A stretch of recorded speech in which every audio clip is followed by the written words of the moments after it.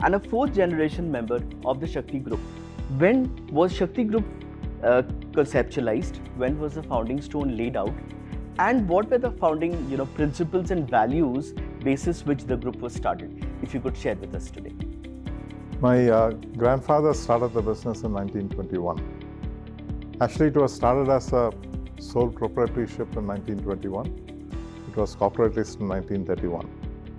So, if you look at it formally, we are about more than 100 years old today. Some of the success stories wherein Sakthi Finance has been able to contribute to the growth or to the success of its borrowers. So there was a brand study that we had done a couple of years ago just to understand the perception of Sakthi Finance from various stakeholders.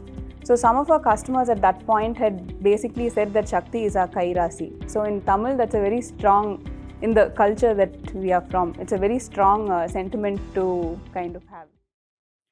To all our viewers, followers and investors from the Golden Pie community, a very warm welcome to all of you. I am Abhijit Roy, co-founder and CEO of Golden Pie, the leading online platform for fixed income investments. This is the 12th episode of our Industry Speak series. To our first time viewers, what we do in this show is we invite companies who are trailblazers, the rising stars, the behemoths from the financial industry. We get into a very deep discussion with their promoters, founders, and the CXOs and try to understand what they are building, their struggles and successes, and the way in which they're impacting the financial landscape of the country. But today we have got a rare opportunity to talk to the leaders of an entity that is a behemoth, a rising star, and a trailblazer all in one. Behemoth because it is a large business conglomerate that is running over 100 years. Trailblazer because the group has diversified across multiple business lines with success. And Rising Star because one of its flagship companies is making an indelible mark and solving a very pertinent problem in the NBFC landscape. Ladies and gentlemen, it's a sheer pleasure to have this opportunity to learn about Sakthi Group and then deep dive into learning about Sakthi Finance, a marquee NBFC company. I have the pleasure of inviting to a show Mr. M. Balasubramaniam, the promoter director of Sakthi Group. He is also the vice chairman and managing director of Sakthi Finance and also Sakthi Sugars Limited. He plays an active role in the educational sector. He is on the board of multiple colleges, including Kumaraguru College of Technology in Coimbatore and NGM College of Arts and Science in Pollachi. He holds a master's degree in commerce from Madras University and a master's degree in business administration from Notre Dame University, USA. We also have with us Ms. Shruti Balasubramaniam, Executive Director at Sakthi Financial Services and a fourth generation member of the Sakthi Group. She has been at the helm of this financial entity since 2018 and has contributed significantly to the continuous process improvement and strategy enhancements in the organization. Shruti has done a bachelor's in commerce from Stella Maris College, Chennai, and an MBA from University of Warwick, UK. She is also actively involved in multiple social causes. A very warm welcome to both of you. Thank you. Thank you. First question to you, Mr. Balasubramaniam, is when was Sakthi Group conceptualized? When was the founding stone laid out? And what were the founding principles and values basis which the group was started? If you could share with us today. My grandfather started the business in 1921. Actually, it was started as a sole proprietorship in 1921. It was corporatized in 1931. So, if you look at it formally, we are about more than 100 years old today. He started with Pollachi, the hometown where we are from, is the major trading town between Tamil Nadu and Kerala. So, even till today, it holds the weekly shandies are one of the largest in the state of Tamil Nadu. So, therefore, the town offered a unique opportunity of providing transportation services. So my grandfather started with transporting goods to Anamalize, the nearest hill where the Britishers had the tea estates, and also other passenger services. So this was in the pre-independence eras itself. Pre-independence, yes. So 1921. Right. Then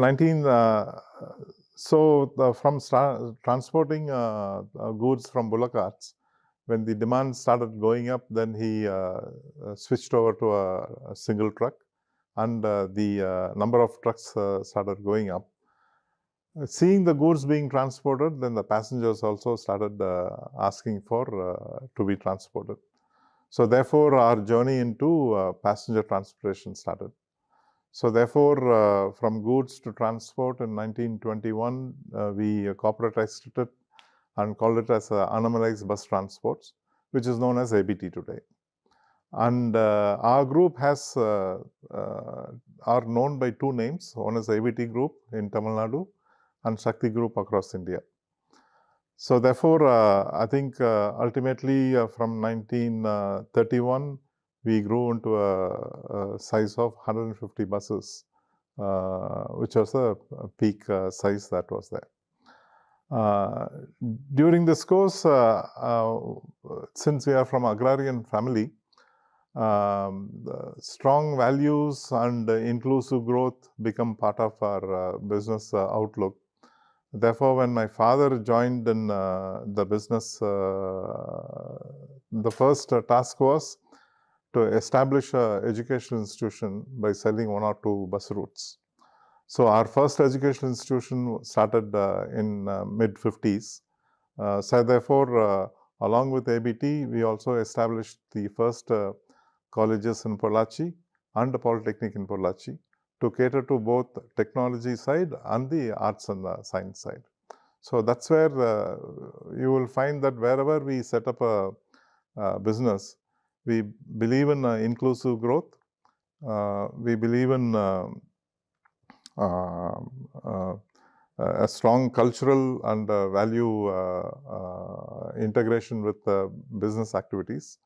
Therefore, that's where you will find that today, along with the business ethics, a strong cultural and integration and value integration takes place.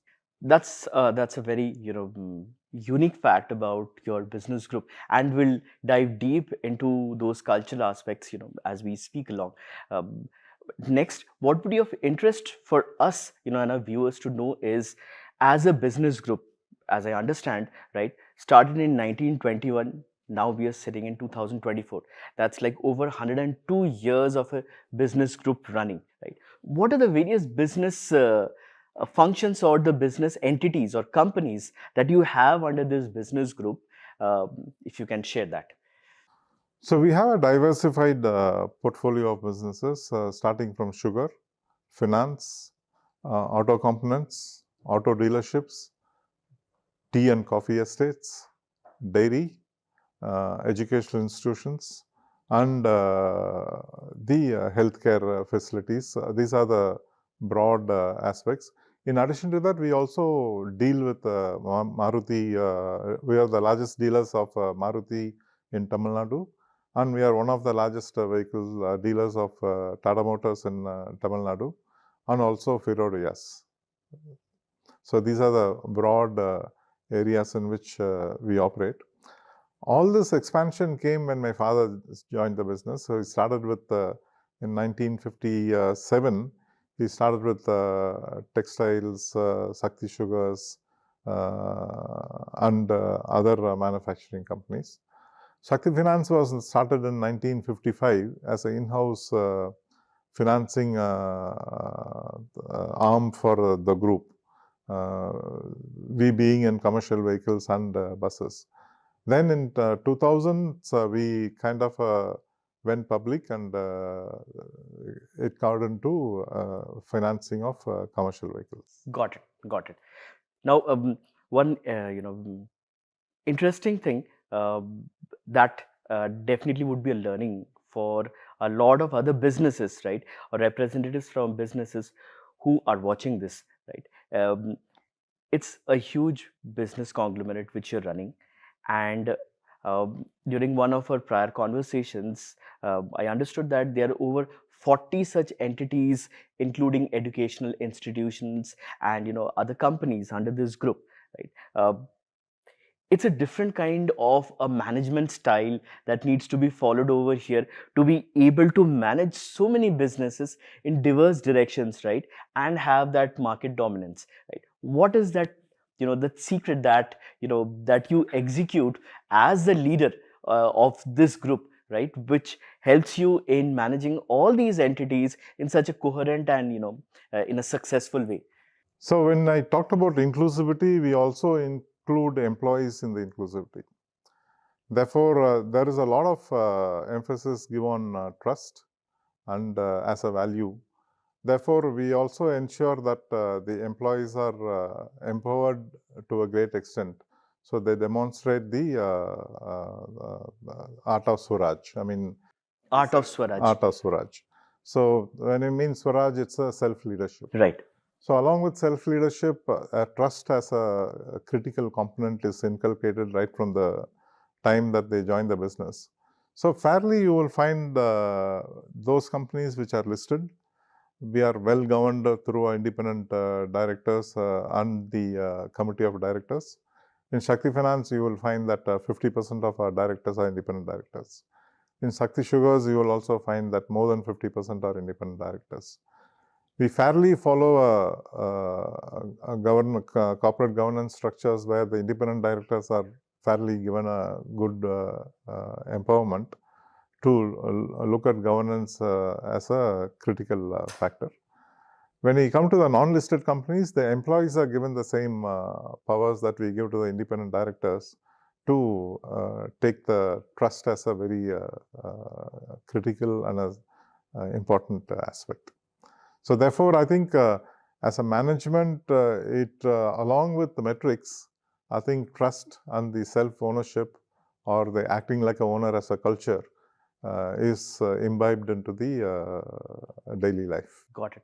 I think two key things for all of us to learn from here. One is beyond business, that trust and that ownership, that concept of ownership that you drive into the employees, into the companies, right? I think that would be one of the magic components which has helped Shakti Group run over a decade, over a century. And so successfully across multiple business lines. One key observation, around any business group has been that after some point of time, the business group doesn't just remain like a business; they go beyond that to contributing to the society at large, right? And that's how people start associating with that business group as such, right? That it is way larger than just mere transactions or revenue, right? It's more to upliftment of the society, to doing good for others, to giving back to the society.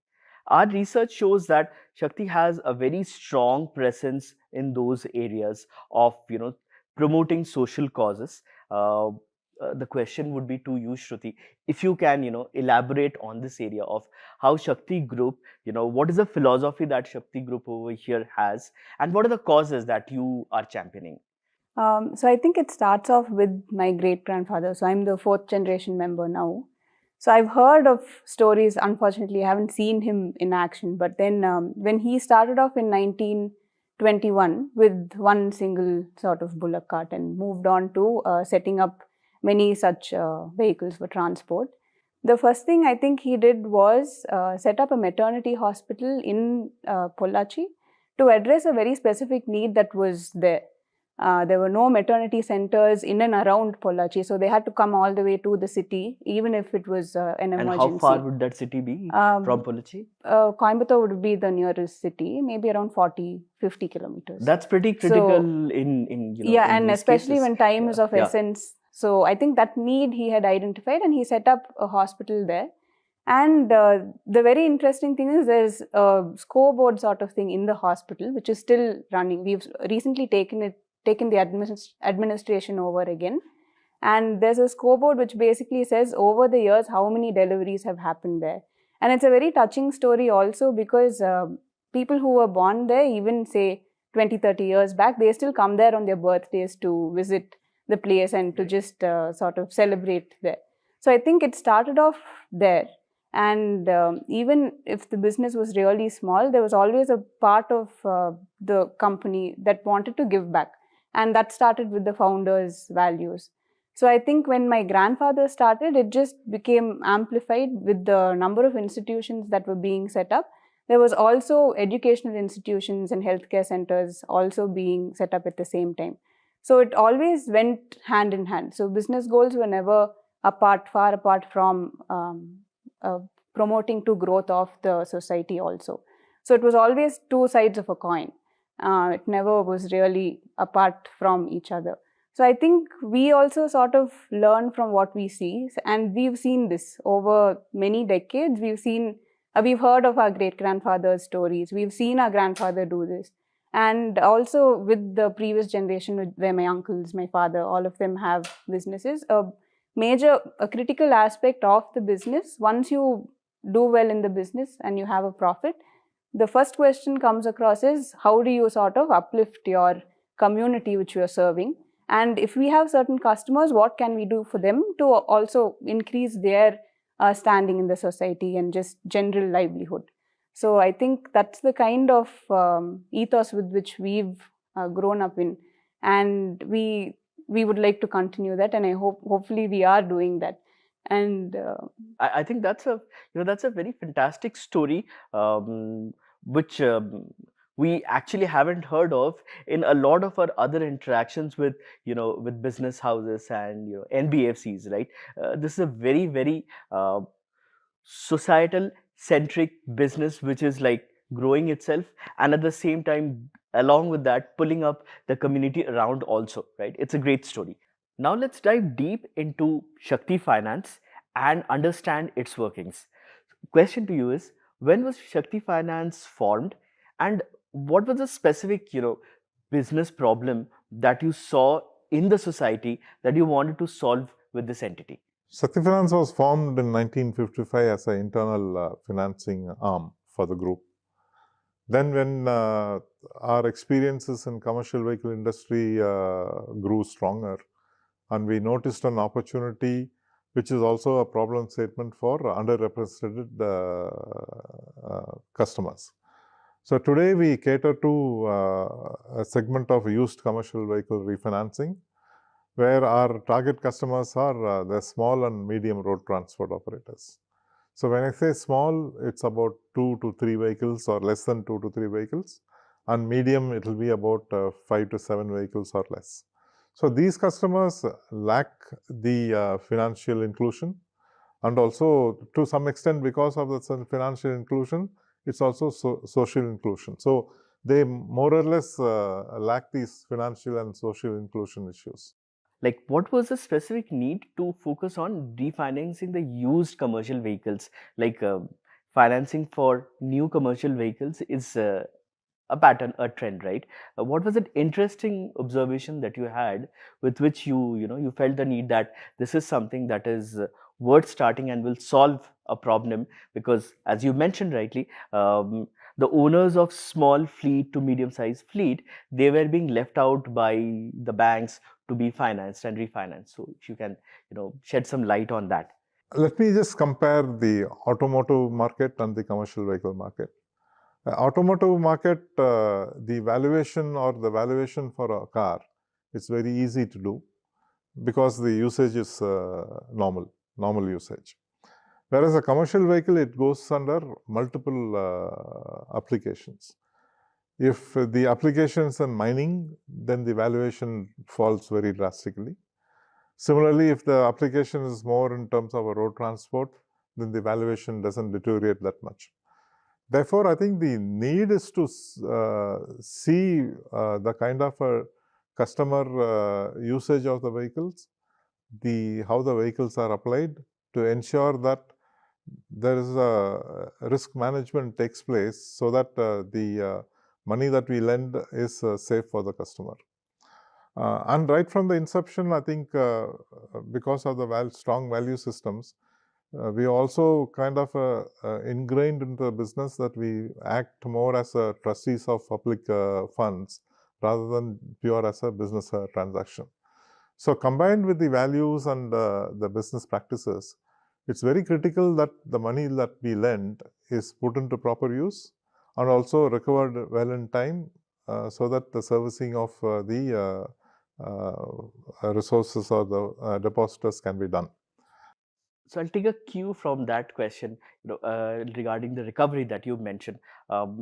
One of the key areas of focus for any NBFC is to have a very robust recovery mechanism, right?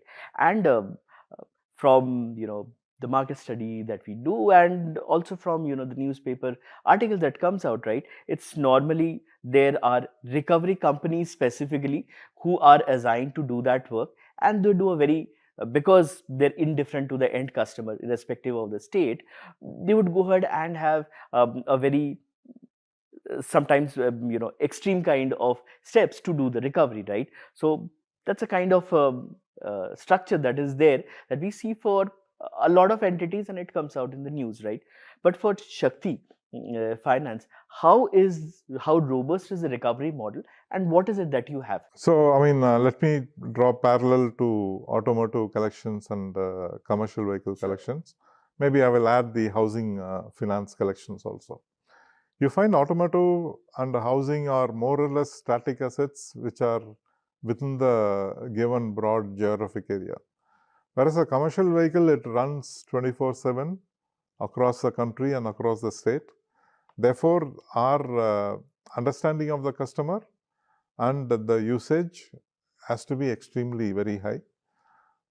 At the same time, when the customer gets into a difficulty, we also must see the broader aspect and more support them to grow the business rather than just be a punitive collection agent.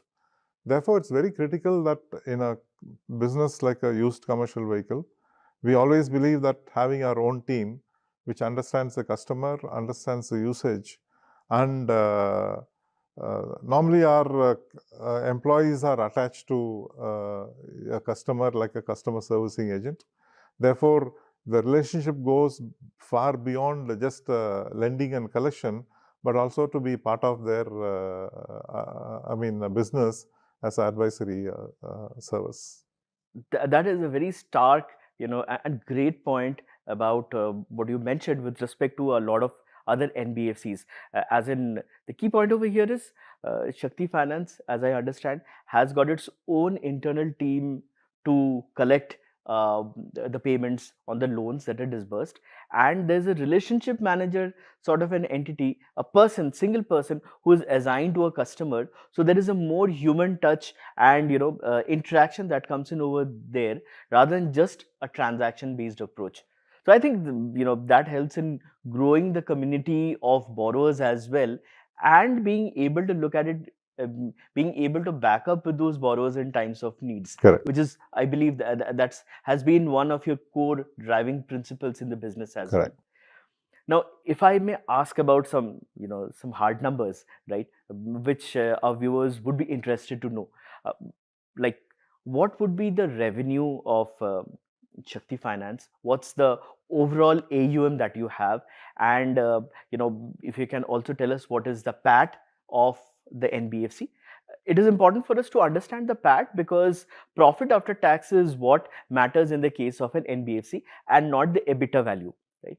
And apart from that, most important metric that we would want to know is the net NPA currently in Shakti Finance. So these four parameters: revenue, PAT, AUM, and the current NPA, net NPA levels. Our average year-to-date average for a disbursal is about 27% for the last 5 years. 27%. 27%. Between the last March 22 and March 23, our disbursals was 597 crores in March 22, and we did 822 crores in March 23, which will be around about 37%. So that has been the top line. When we come into PAT, we are looking at 12 crores, which is about an average of 23% for the last 5-year-to-date average. And from last year to this year is about 3% growth rate in PAT. And the profitability of the company, like you went profitable 5 years back, 10 years back. How was it? We've been profitable for the last, say, 2 decades. 2 decades. Continuous That's 20 profitability. years of profitability for Sakthi Finance. Yes, and dividend declaring for the last 15 years or so. That's a stellar record, absolutely. And even in times of COVID, we maintain the profitability and dividend declaration. Great. I think just to summarize some of the points for our viewers, 826 crores of AUM Disbursal. of disbursal with a growth rate of 37%. The PAT for the last financial year has been 12 crores. The company has been profitable over the past 20 years and have been paying dividend for over the past 15 years because it's a publicly listed company, so it pays dividends, right? And the current NP levels are at around 2.5, 2.6-ish 6%. levels, right? I would also want to understand, like, for any business, there are ups and downs in the whole journey, right? We have heard of the positive aspects of Shakti Group and Shakti Finance. If you can also, shed some light on some challenges that you have faced while running Shakti Finance in specific, and what has been the key learnings from there. I think the major challenge that we have faced in the last decade is the COVID. Not only us, the entire country went through. The entire country faced that. But then I think because of our relationship with the customers was very strong, and because we had our own internal team doing the collections, we maintained our collections reasonably well compared to the national average. So that helped us to declare continuous dividends, maintain profitability in spite of the difficult years. And also, one thing I would like to say here is that we paid all our employees during that difficult times. So that's very different from what we get to hear about companies, NBFCs during the challenging times of COVID, right? When there were a lot of layoffs, salaries not being disbursed, not because the companies didn't want to, but because COVID had restricted everybody's operations, collections had come down, and businesses were forced to do that. In those trying times, if Shakti Finance has been able to maintain its gait, right, gracefully as a business, that's a great success story. So including paying off interest on time. So all the critical business metrics were met. A great achievement as a business.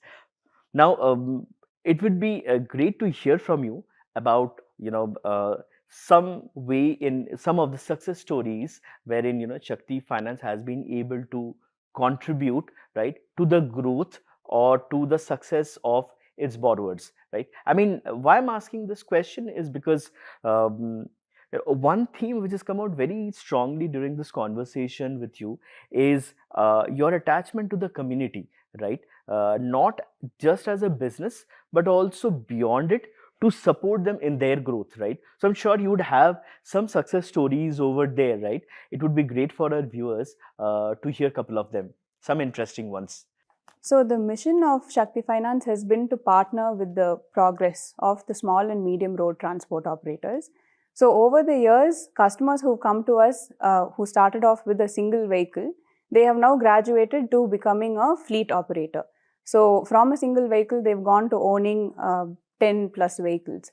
So that we think is a great success story, and this is a very repetitive pattern. So year on year, we hear of customers who come back to us and say that because of the initial support that was given to them from Shakti Finance, their livelihood also has increased, their social standing, everything has improved.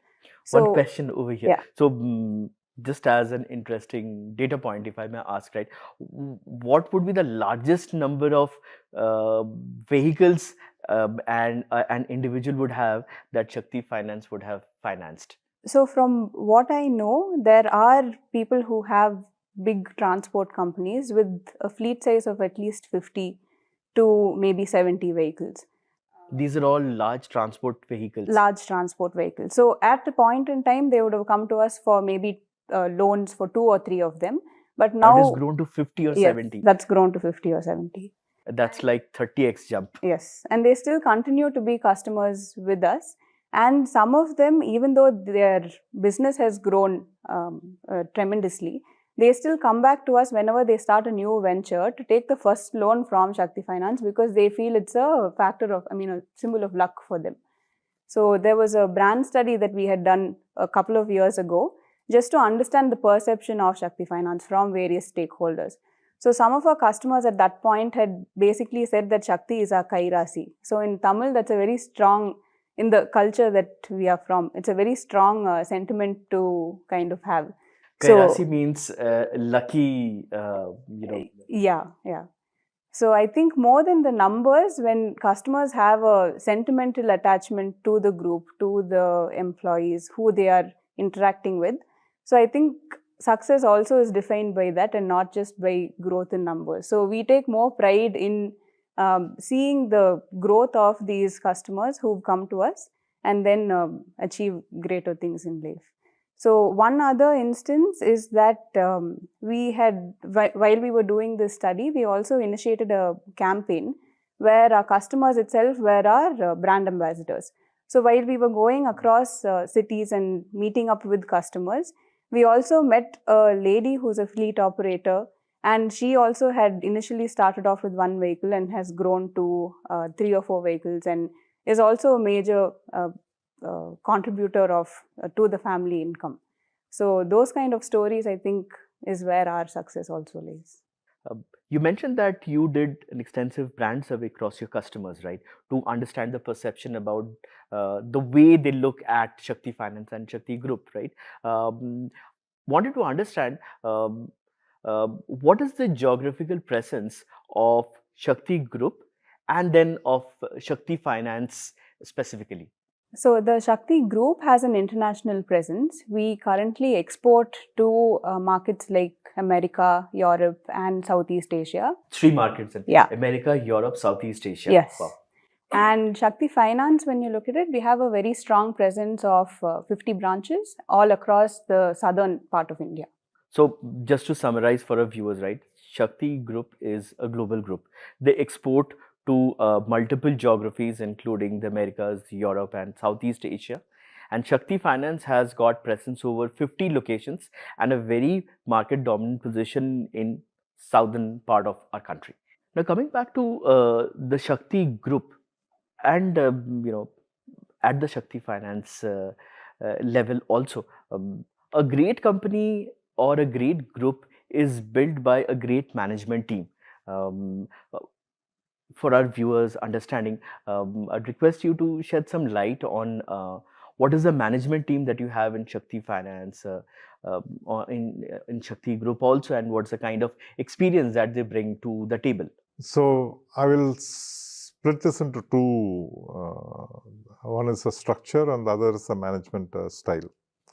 Structurally, all our listed companies are governed by the board. In Sakthi Finance, 50% of the board is consisting of independent directors. Those independent directors come from banking, accounting, and legal professions, and technology professions. Similarly, Sakthi Sugars also, we have more than 50% as independent directors. And being an agricultural company, we get independent directors from the agricultural societies and also legal and accounting professions. So as per the corporate governing norms, the board appointed committees do independent reviews of all the operations, and once in a quarter we run the ones. For non-listed company, we more or less give the empowerment to the employees to act like owner. So therefore, some of the powers of directors are already in an informal way given to the employees. So they also conduct the same kind of management review systems. So that's where the kind of a word Swaraj comes in. So we say that you act like a owner. So the culture of ownership is imbibed into the employees to do the review like a director. So we do more a strategic level management. So therefore, the management is split into two levels. One is strategy and operations, which is converted into metrics, for which we follow a balanced scorecard tool. The cultural side, it's more softer, critical issue. So we are forming the Swaraj as a group culture. And for Swaraj management, we have a Swaraj champion methodology, where employees are recognized for demonstrating value-based, culture-based style of operating. Let's double click on this specific area of culture, right, which is very pertinent to run a business and scale it and have self-inspired, self-motivated employees who are driving the company forward. So what is the kind of culture or the cultural ethos that you have set up in Shakti Group and Shakti Finance, and how do you trickle it down to the last employee in the company? I think the if you look at the ethos of the group, it comes on edifice built on trust. That is the foundational value that we say as a trust. So right from the beginning, or from the grandfather's days, or more from my father's days, the one of the critical, I think, constant dialogue that goes on is that as a businessman, you are not only responsible for the stakeholders, but you are also you have to act as a trustee for the depositors and the public funds. Therefore, I think this demonstrating the value is more by action and not by communication or professing it. So we ensure that there is a walking the talk that goes on. So right from the top to the board of directors to the employees, the value systems are strongly driven by more act of demonstration than just communication. Therefore, over a period of time, this kind of gets ingrained into the nature of the people. As new employees join your organization, right? One is, how do you get employees to align to your cultural values, your cultural system, right? And then how is it that they take the operations forward on their own? If you can emphasize on that part. I can kind of give you a specific program that we run in Sakthi Finance. It's called Swaraj program, or a ownership culture program. So we run a training program before the employees join, as soon as they leave the college. And we run a 1-year program where both business practices and value-based practices are taught. So during that year, I think as they complete the program, they are paired with our best employees who are demonstrated the cultural values as the mentor-mentee programs. So therefore, I think when they finish this 1 year and they are ready to join the company, they are already inculcated both in business practices and the value practices. So that's the broader, I think, training programs that we take. Ultimately, I think our ambition is that the entire joinees should be 100% from the trainees or the Swaraj school, rather than from the marketplace. Right. Maybe Shruti can give the Swaraj school, she can give you a broader perspective as to. I think it will be interesting to know about the Swaraj school concept. From what I understood, right, you have built up a beautiful ecosystem wherein you are empowering students with knowledge, not only technical wise but also culture wise, so that they become ready to join into the Shakti group, right? as finished material, if I may say, right? And they're being able to drive the mission of Swaraj forward. That I drive my own mission in the company, right? And I'm able to take it, which merges with a top level vision and mission of the company. Once only other example that I at least know of is Zoho. Zoho also has some Zoho schools and colleges, right? Beautiful concept. And contributes so much to the development of the society at large. Double clicking on this, Swaraj concept on the schools and colleges. Can you share some more insights or details around how is this operated? So, Swaraj Gurukul is an initiative that we've launched recently. And this initiative basically, like Dad had said, it takes in people from our own institutions in the rural parts of southern India, and we train them in our processes. And like you were saying, value based education is one critical component of this whole training program. So, as soon as they come in, we sort of take them through the whole value system that Shakti Group has, that Sakthi Finance has, which includes a lot of the softer elements of how you deal with customers and what sort of values that we would like our employees to emulate. And one thing is also because we take people from our own community, which is, say, Pollachi and the surrounding areas, there is a cultural alignment already. And also because they are aware of the Shakti group and the values that the Shakti group follows, automatically there comes in a fitment. So usually when this kind of program is run, the people who align with these values will tend to stay for a much longer time, and we have employees with us who stayed for 35 plus years, and that I think is one of the aspects that we are trying to propagate through the Swaraj Gurukul program. Got it. Got it. I think that's a beautiful context of a concept of Swaraj Gurukul program, which underprivileged kids getting good quality education, right? And then being able to get that job wherein it's not just doing the job, it's being a part of a community, being part of a big group, right? And being able to drive that mission on their own selves and further, right? So well understood. Moving on to the next part, right, which is more now on the business operations part, right? One of the raw materials to run an NBFC is funds, raising money, and NBFC has that's a way of operating. They will raise funds from the market and then they will lend it to borrowers, right? And that the cycle goes on, right? Now, my question is. Has Shakti Finance raised funds through NCD IPO routes before, or and what has been like the kind of response and experience over there? This we have raised public NCDs for the 7 times. 7 times. 7 times, and this will be the 8th issue that we are coming out with. We are also one of the few deposit raising NBFCs as recognized by RBI.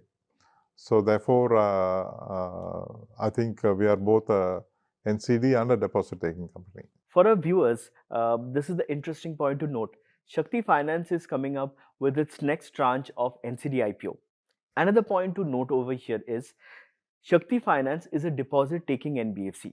Now, there are two kinds of NBFCs. One, which raises money from banks or through NCD IPOs or other sources and then deploys it via the lending route. The other category of NBFCs are deposit taking NBFCs. These are the ones who have got permission from RBI to give corporate fixed deposits to retail, right? When retail can invest in those corporate fixed deposits, that gives higher returns than traditional bank FD rates, and they have got the permission to lend it forward to put it into the business cycle. As of date, there are only 34 NBFCs in the country which have got this deposit taking permission as well. And Shakti Finance happens to be one of those few coveted NBFCs only.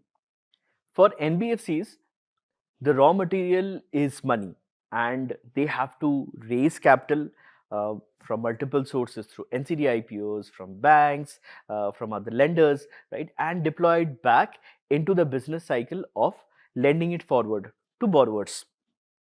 Now, my question is, has Shakti Finance raised funds through the NCD IPO route before, and what are the plans for future?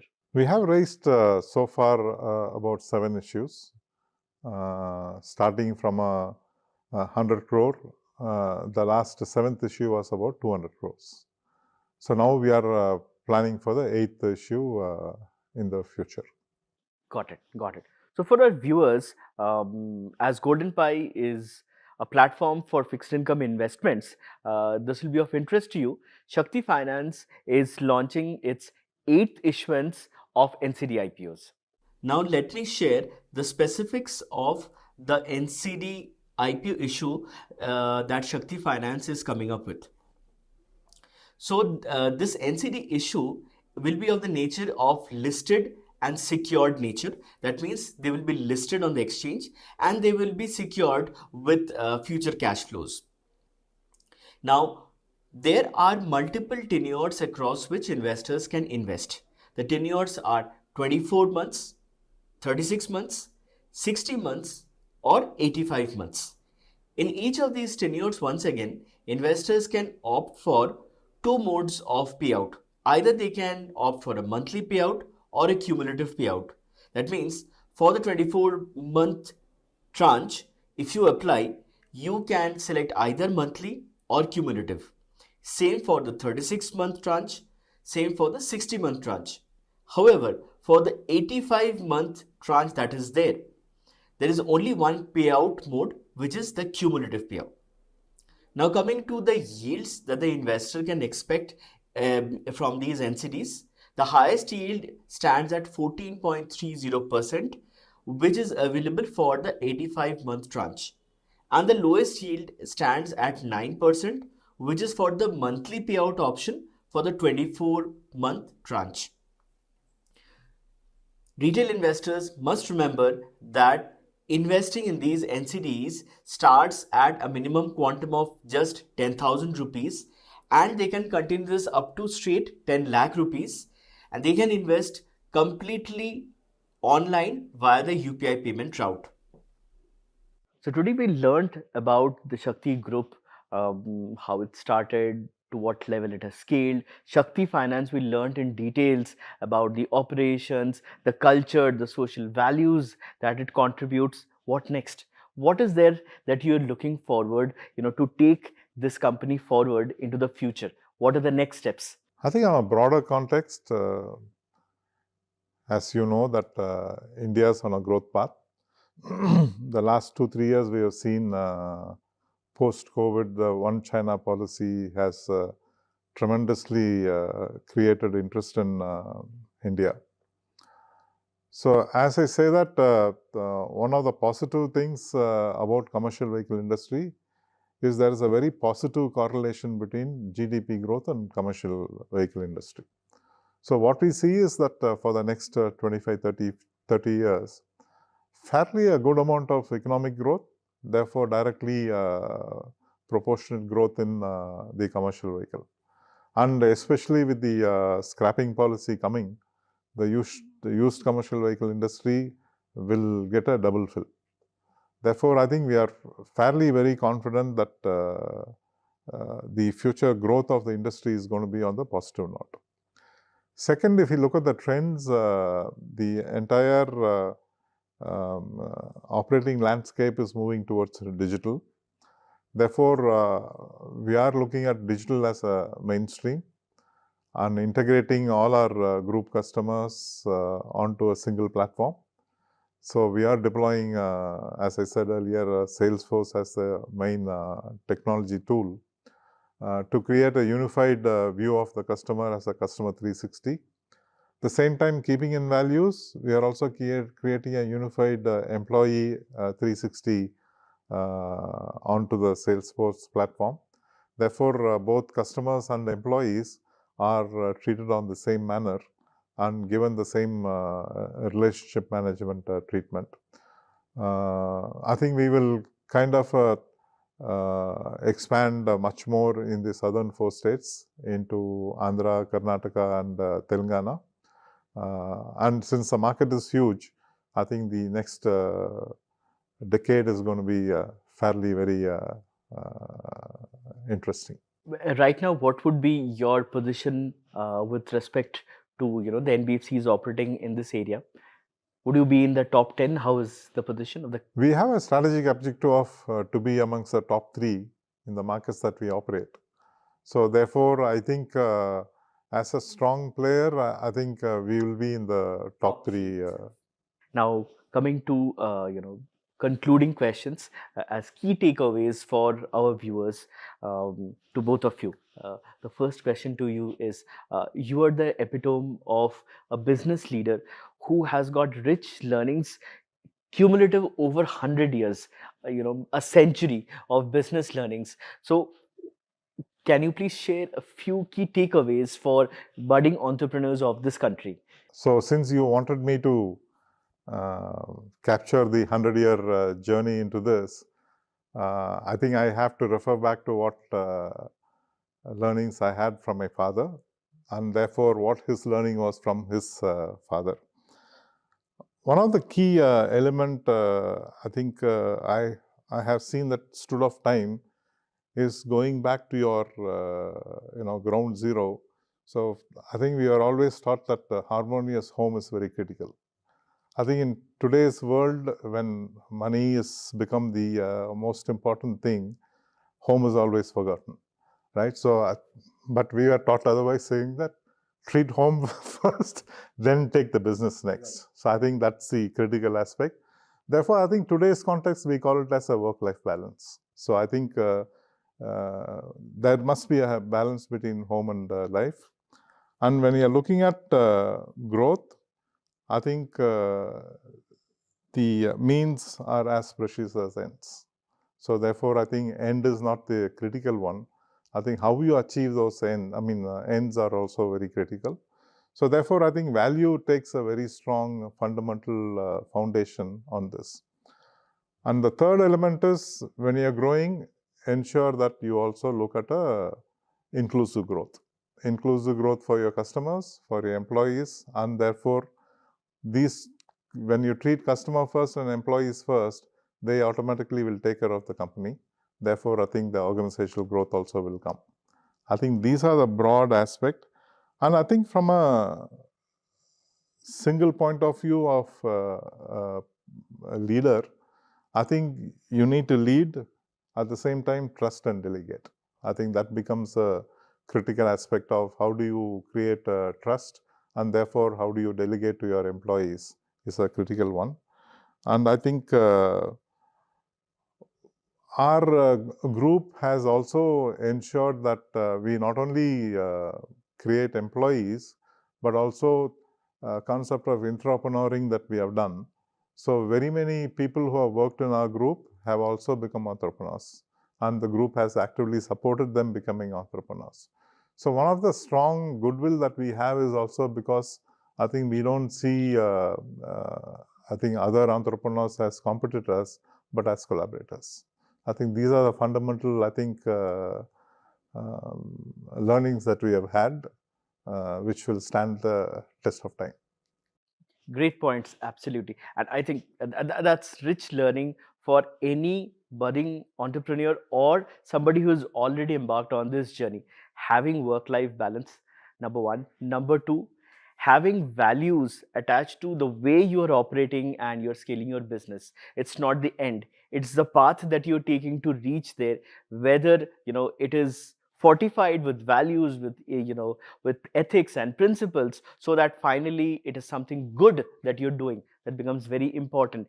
And then delegation, that was a splendid point. And coming from you, it corroborates, we read about these articles that speaks about, to scale a business, delegation is important, because one man cannot hold all decisions into his or into his hands. That's not the way to scale up, right? But that's what we have learned in theory. Today we learn actually in practice, that is what works. You got to trust and delegate. That's the way to scale up your business. And last but not the least, that you mentioned, fostering the spirit of entrepreneurial culture, that everybody is operating within the company thinking that it is his or her own personal mission and vision as that of the company, that is when it actually becomes something truly magnificent. Great points to learn from you. Thank you. Moving on to you, Shruti, the question to you is, you are the fourth generation, in this company, and the business has been 100 years old, so a lot of traditional structures, traditional processes, and you're actively in the process of modernizing this business, right? So to all such traditional businesses who are now in the process of modernization, or they would embark on that journey very soon, right, with the next generations, right, what would be some key feedback or learnings that you would want to share with them? So being a part of a traditionally run family business, I think it has its own set of problem statements to solve in the current scenario, because all the businesses that are coming up now are very high performing businesses, and they're very quick to reach their targets through raising funds from venture capitals or private equity. But when you're from a traditional family business, the growth is very sustainable. So it might not seem as fast or as dynamic as other businesses that are currently being built at the moment. But one thing that we always recognize is that it is always better to build on the business with a very strong foundation, and then to reach a goal that we want to over a sustained period of time, rather than focusing on the short term. So when family businesses are trying to modernize and trying to adapt to current situations, it's always better to look at the long term and be patient in the process. So there will be ups and downs and many challenges, but I think how we get through that is what we will have to focus on. So creative problem solving solutions, and all of that needs to be brought in, innovative solutions. Digitization is a key element, because right now customers want to have full transparency with their interactions with any business.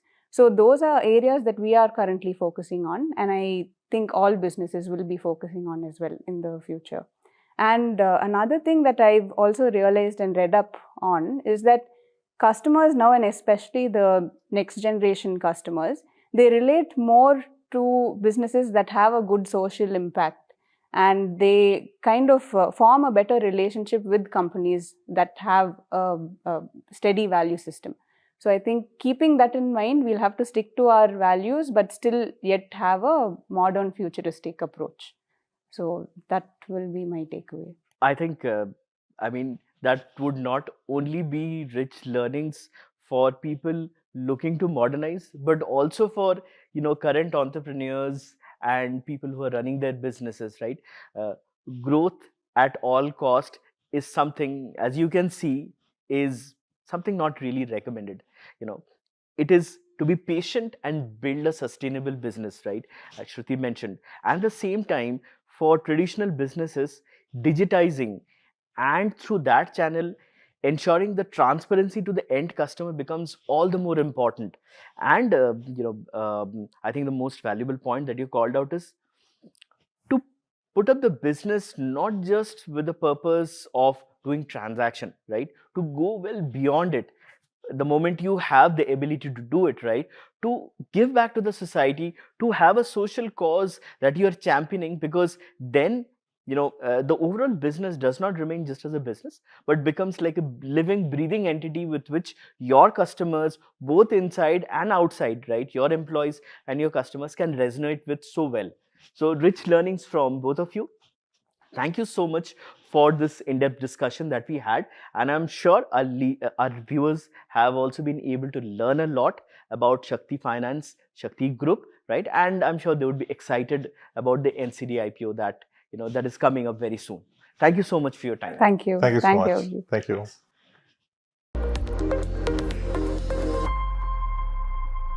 Investments in debt securities are subject to risks.